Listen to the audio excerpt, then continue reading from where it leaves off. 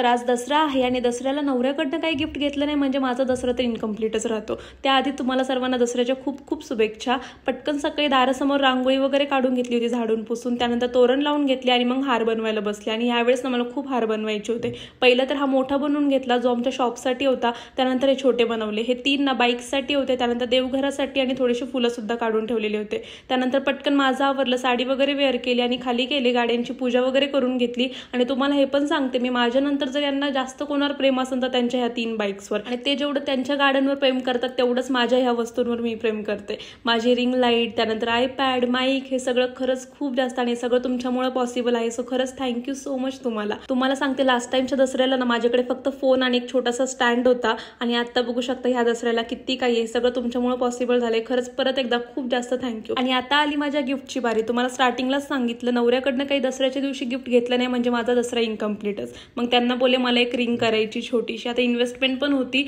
आणि मला एक गिफ्ट पण होईल। मग मी बऱ्याच ऑप्शन बघितले आणि मला फायनली ही आवडली। सो मी ती रिंग घेतली आणि आणखी माझ्या नवऱ्याने थोडंसं प्रेम दाखवलं आणि मला बाहेर जेवायला नेलं। असा होता माझा आजचा दिवस। Bye bye.